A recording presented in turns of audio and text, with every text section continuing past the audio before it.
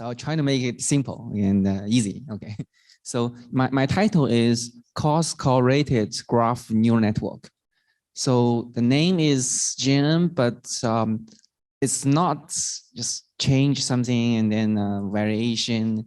I'm talking about something simple change, yet smart change, efficient change for GNN. I'll start with a very brief introduction to the background. I guess this last talk, so this has been repeated many times. So yeah, so we will all work on network data and varies from network, word network or web graph, social network, and even for knowledge graph, it can be considered as a type of network.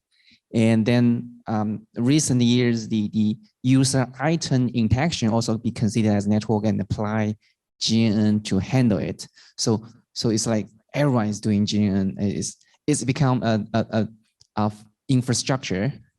Whenever you want to handle network data, you use GNN. So, and then it's not only about using GNN to handle different type of data, a different type of graph, but also for different type of tasks.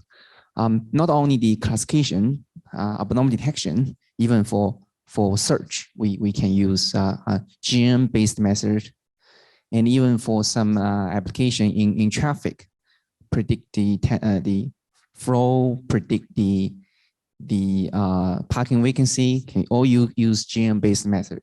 So a little bit discussion about the history. So I believe that it's the data availability, the abundant availability of different type of network data facilitate the development of different type of node representation learning algorithm, or say recently is GNN method.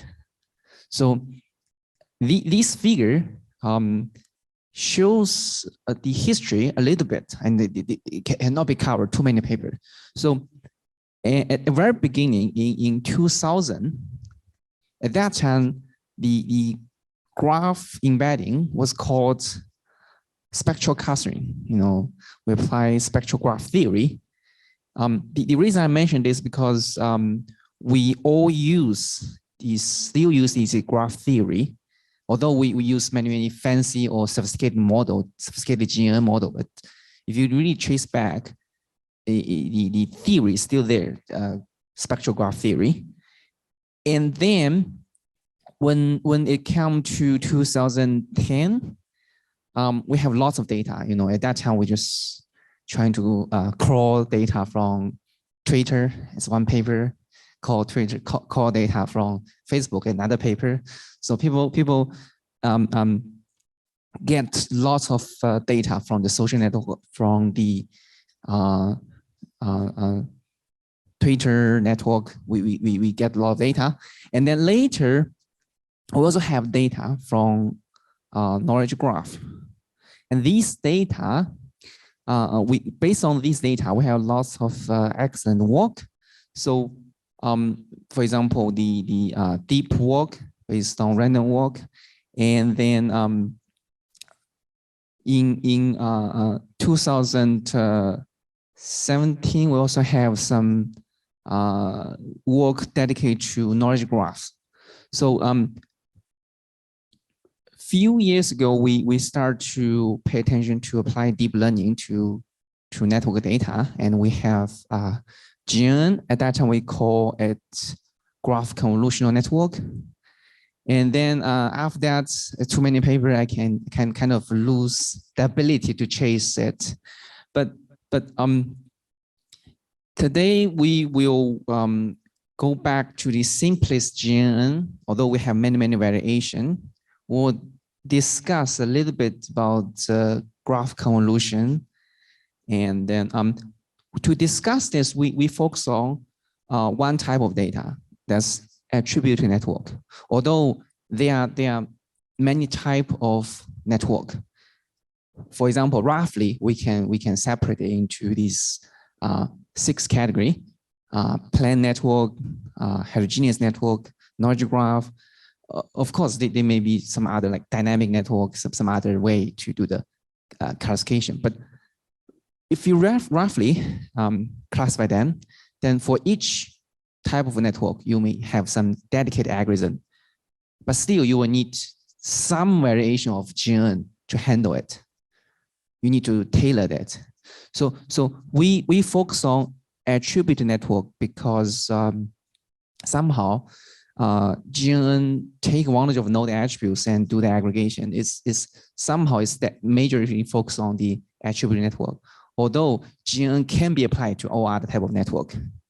So very briefly, for attributed network, we have node feature for each node.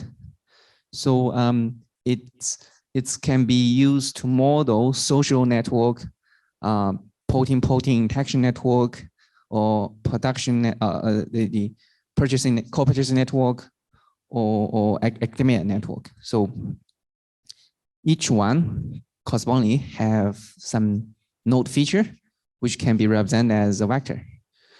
Okay. Hello? What? Why? Okay, so okay, so yeah, as I mentioned, we have different type of network and have different type of variation of GNN to handle different type of data. But let's go back to the vanilla GNN. It's like this. We should be quite familiar with it. We learn the embedding of each node by aggregating its representation from its neighbors. Super simple. And the mathematical expression is like this. We have a self loop with some degree, and we have tons of paper to discuss this degree. And then we have some weights for the aggregation. Also another I don't know, hundreds of paper discuss how to set this weight, like graph attention network. Actual work, it matters. This weight is very important, especially for different scenario. We need different mechanism to choose this weight properly. And then, but when you zoom in, there are some remaining or very consistent issue here. So it seems like you aggregate from neighbor is very simple, but if you redraw the aggregation from different angle, the aggregation will look like this. It's iteratively do the aggregation. For example, if you do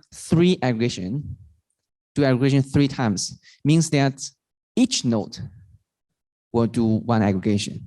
So all the nodes is doing aggregation 1 times, and then second time, all the nodes will also do the aggregation, just as shown by the figure, a second figure.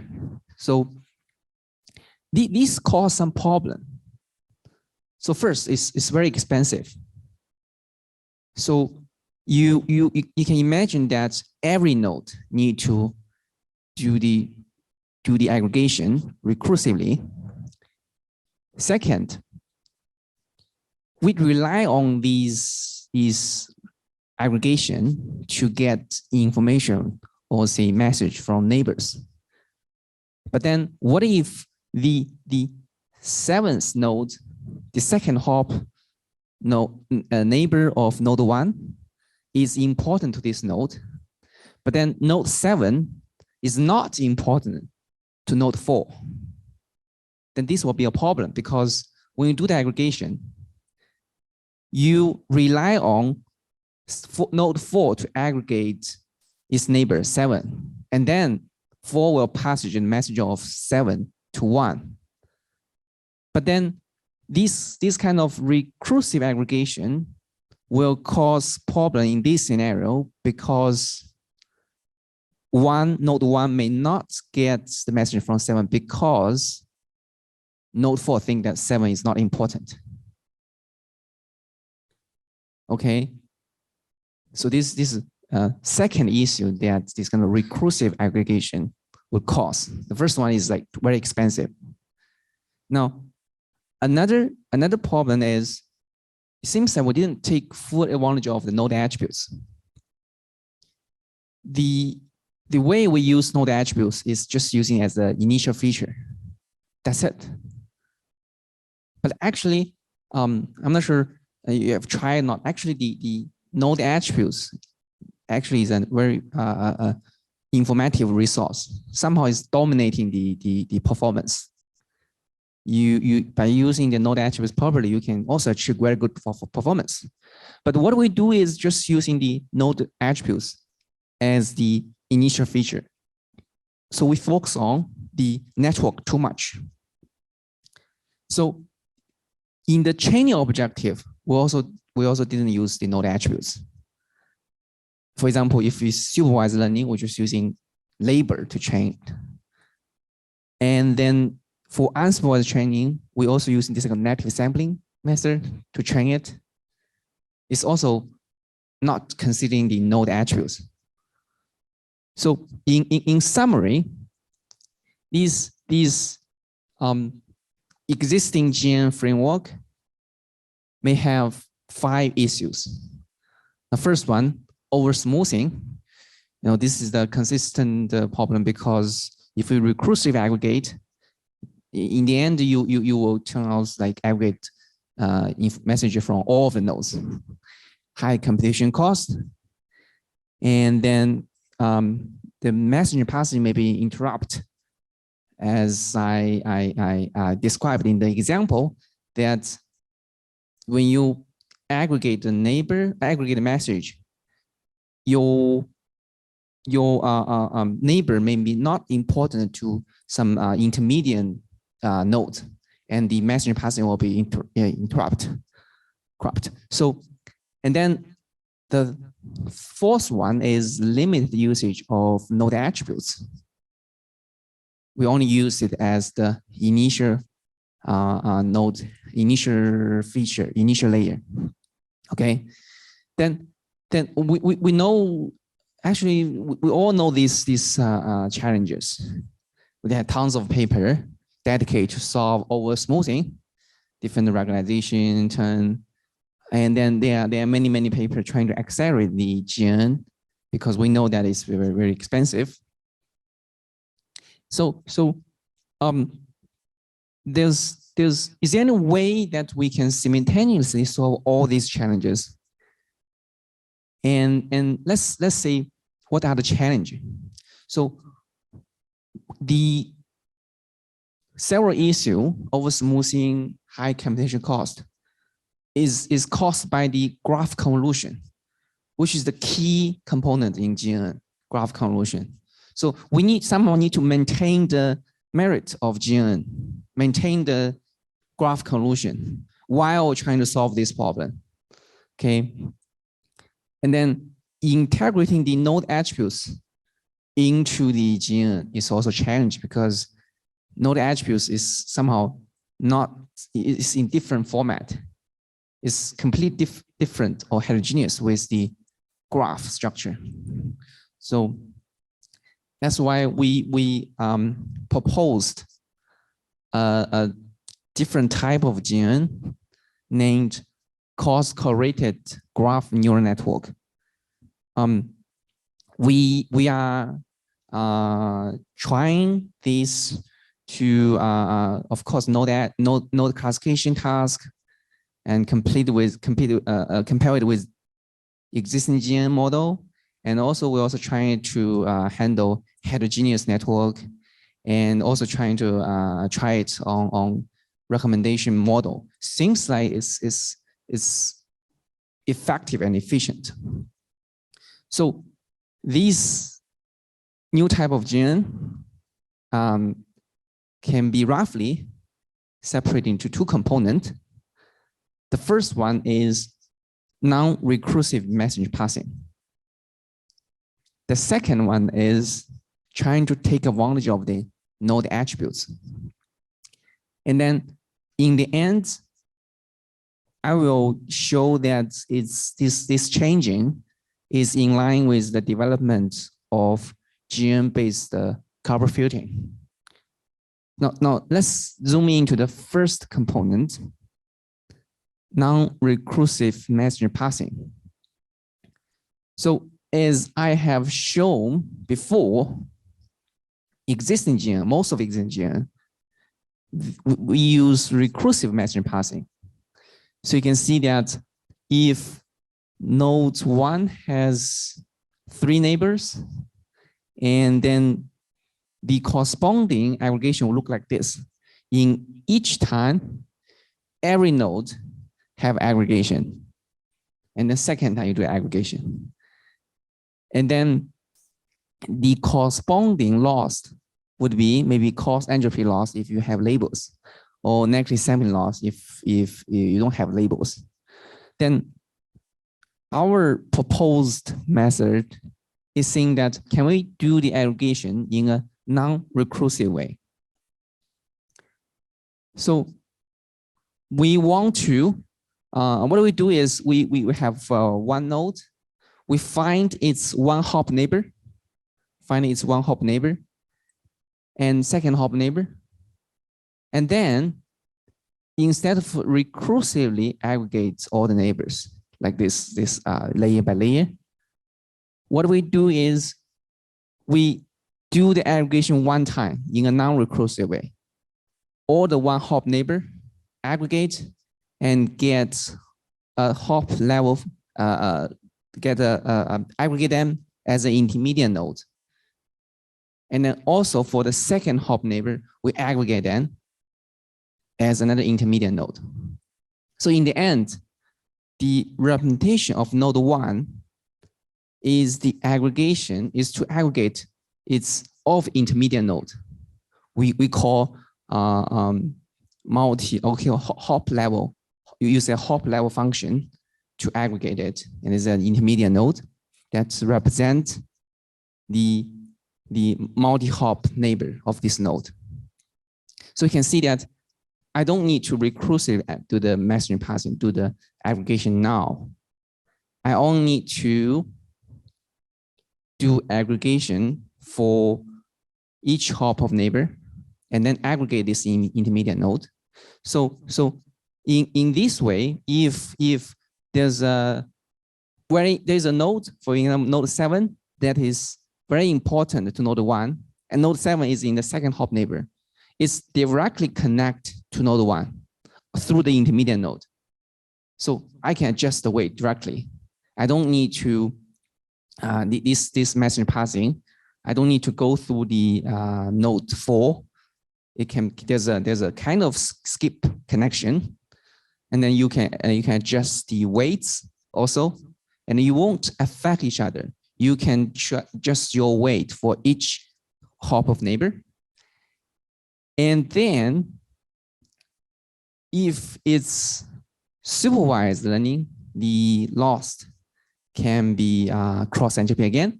But if it's unsupervised node, we can do further thing. The slide is not showing properly. I don't know why, but do we have the PDF version? I send the PDF version also, but I have send you the PDF version also. Is on not on it. Okay, it's fine. So yeah, so we have if it's unsupervised learning, what we do is using traditionally we use negative sampling, right? Which just use the final representation, but now we can do further. We can take advantage of the intermediate node, intermediate representation that represents each hop of neighbor. Okay, traditionally we just let the final representation of node A and node B to do the negative sampling, but now we can let the 3 intermediate representation of node A fully interact with the 3 intermediate representation of node B, so that we can have more interaction between these two nodes, and then these results of the interaction, we can sum them up and then do the negative sampling. So this way we can let the two nodes fully interact with each other. There's another benefit I will show you. So, but then this is the first major component, that we have a non-recursive message passing. Now, secondly, we claim that the node attributes has not been fully utilized. It's only used as the initial feature. So what we propose to do is first, so each node has the node attributes. It's a vector, right? It's some categorical data. Then originally you just use it as initial feature. Can we redraw the node attributes as follows? So we create a bipartite network. On your right side, you have the original nodes, the original network. On the left side, you have the each node represent the node attributes category. And then you draw a line to connect these node attributes category and the corresponding node if you have the feature. Then we have an augmented network, right? Then we have more nodes. Then originally, okay, we still use non-recursive message passing, but originally we only have the node 1 to node 9, but now we have 4 additional nodes. So that if we want to show the interaction between two nodes A and B, we aggregate its neighbor in a non-recursive way. Now we not only have the nodes as neighbors, but we have the node attributes as neighbor. So that originally the network may be sparse. Each two nodes may not have that many shared neighbor, but now you have node attributes category inside. You have more shared neighbor now. And then we also use the cross-correlated way to let the any two node to the interaction. But then another benefit that you can see is we now not only can have node A and node B to do the interaction, but also can have node 1 and its node attributes category, for example, here to have the interaction, because now the node attributes category is represented as a node. So you can see that we have used the node attributes category as a node, and it's a simple way to integrate node attributes into the graph convolution, right? And then it's another benefit you can see is we can use the node attributes to define the new training objective. For example, if node 1 has node attributes 1, then we can use negative sample and then say node 1 is interact with the new node that is represented as the yellow box. It's corresponding to the first node attributes category. So I can let them to do the interaction, cross-correlated interaction, and add it to the training objective. So in summary, we, instead of using the node attributes as the initial layer, we integrate the node attributes as additional node so that we can integrate the node attributes into the graph convolution and also the training objective. So These slides, okay, also have some issues. But anyway, so yeah, you can see that we incorporate the node attributes into the GNN now. So that the not only have represent the node edge category as additional node, but also have additional training objective. Okay, so now there's two key components of cross-correlated neural network.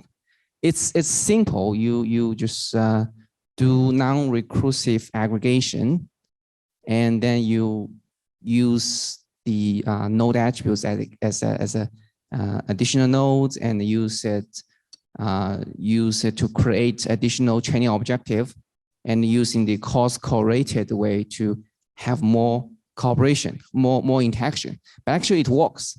So here is some initial experimental results on real-world network data. So we compared with several state-of-the-art GNN model. As we know, GNN model perform very well on the citation network, but still we can outperform all the state-of-the-art baseline. But on the social network, like Block and Knock or Reddit, the cross-correlated network can significantly outperform existing GNN model. We know that you can see that the, for example, in Reddit, the GNN model do not have good performance. But now, by using the non-recursive message passing, and then by using the cross-correlated aggregation, we can achieve very good performance on the social network. So another thing I want to discuss is like this setting, although it's simple, actually it's also work on copper filtering, and it's in line with the development of copper filtering.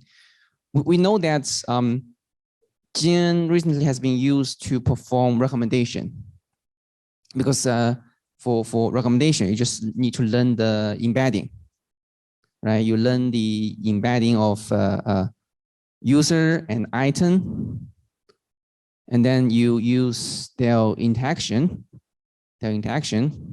or say dot product to train it. And then recently, GNN has been used to learn the user embedding and item embedding.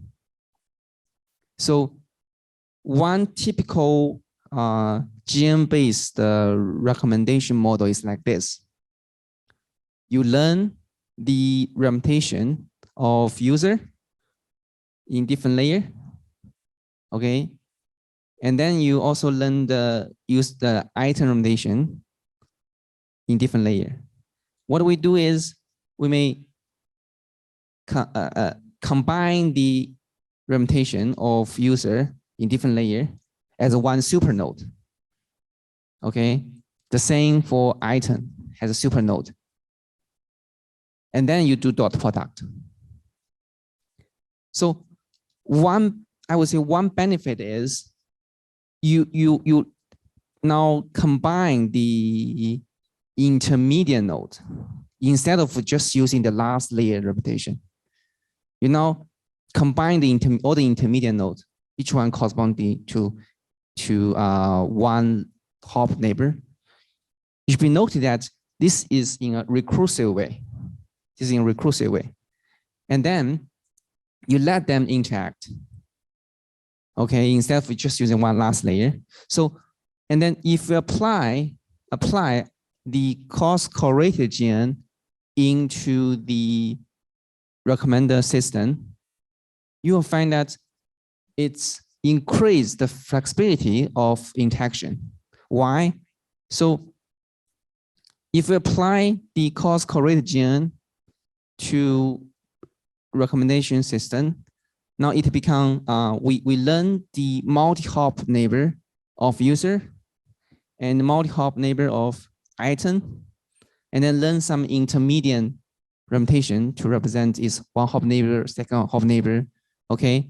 And then I will let them to have fully interaction. You see the flexibility of interaction is significantly increased. Originally, you combine the different hop neighbor as a super node and one interaction, but now you let them interaction first, and then you also have some assign weight to different interaction. So we also try this cross-correlated GN in recommendation. It's give us significant improvement to the performance. So in summary, we just proposed a new GN model called the cross-correlated neural network. It has two major changes. One is change the recursive message passing to non-recursive message passing. Okay, and then another thing is still analyze. Another thing is we incorporate the node attributes into the graph convolution on the basis of non-recursive message passing. You can see that now the node attributes no longer work as the initial feature. Instead, we have considered it as a node, additional node, and then node attributes can fully interact with all the nodes. And then we also design this cross-correlated aggregation so that different hop of neighbor can fully interact.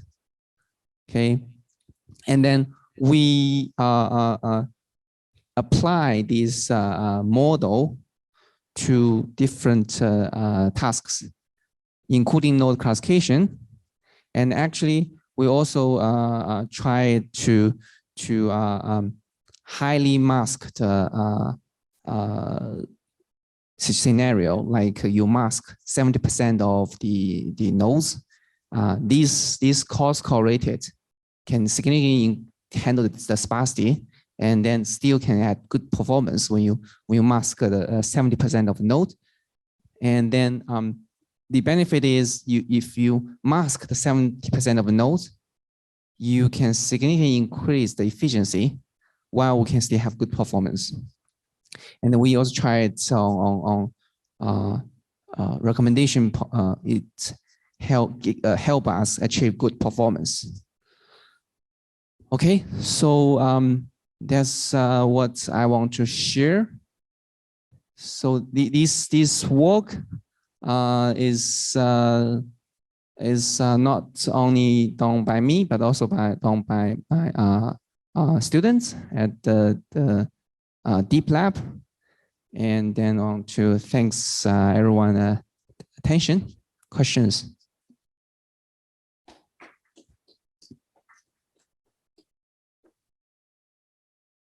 Yes.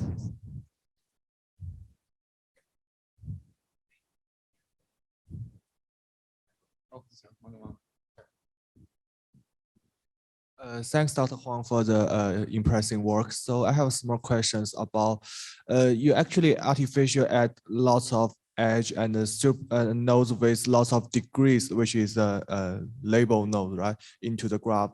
So will it also introduce lots of computational complexity and also cause some oversmoothing problems? So why you mentioned is can overcome the oversmoothing and high computation and highly efficient computational cost. So yeah, so that's my question. Thank you. So you can compute the neighbors one time, store it. Instead of you need to recursively update the embedding, you need to save all of them. But now If you do in a non-recursive way, you can do a distributed way, okay? And then these add intermediate nodes won't increase the time complexity because anyway you need to do the aggregation. But now what we do is in a non-recursive way. It's the computation is equivalent. But now we also enable you to do it in a distributed way because you don't need to store all the embedding now. If you really talk about in a large scale matter. And then another benefit is I don't need that many edge now. We try that if you drop 70% of the edge, it still work. Okay, this is another way to increase the efficiency. Yeah. Oh, yeah, very good question. So originally, when you have the recursive GN, you may need a high order neighbor to have good performance. That's why you need to do the aggregation many times and you have oversmooth issue. Now, what I do is you can have your second hop neighbor, third hop neighbor, or even sixth hop neighbor directly. Okay, I can directly give high weight to the important node. And the rest, the second hop neighbor, I can give a very low weight because I can give low weight to the intermediate node. So this, I can grab your important node directly, even though it's high order. That's why it can alleviate the oversmoothing issue. Yeah, you don't need to aggregate many times now.